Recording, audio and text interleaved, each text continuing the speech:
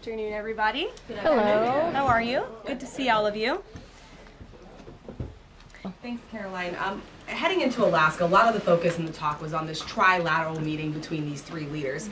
Can you explain how this went from a trilateral meeting involving President Trump to now the focus being on this bilateral meeting without the president first? Well, look, the president has spoken to both leaders about this, and both leaders have expressed a willingness to sit down with each other. And so our national security team will help both countries do that. Ultimately, the president has always said that there are areas of disagreement in this war that will have to be discussed and decided upon by these two countries. And so he wants these two countries to engage in direct diplomacy. He's said that from the very beginning, which is why he's agreeable to the idea of having President Zelenskyy and President Putin get together. And I understand accommodations for that meeting are underway. As soon as we hear more details, we'll be sure to let all of you know. And just a quick follow-up. We know as of right now there is no ceasefire in place. We've seen Russia continue its attacks on Ukraine. What indications is the president getting from Putin that he wants to have this meeting with Zelenskyy soon?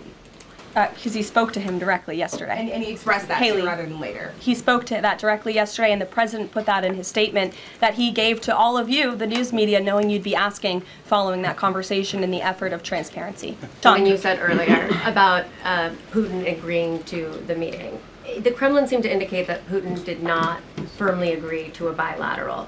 Did he agree to have a sit down with just Zelenskyy on the phone? I can assure you that the United States government and the Trump administration is working with both Russia and Ukraine to make that bilateral happen as we speak.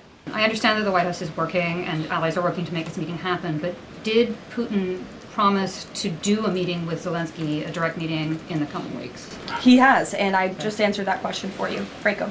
Well, you got to the heart of what I was going to say to all of you today on security guarantees, which is the president has definitively stated U.S. boots will not be on the ground in Ukraine, but we can certainly help in the coordination and perhaps provide other means of security guarantees to our European allies. The president understands security guarantees are crucially important to ensure a lasting peace, and he has directed his national security team to coordinate with our friends in Europe and also to continue to cooperate and discuss these matters with Ukraine and Russia as well.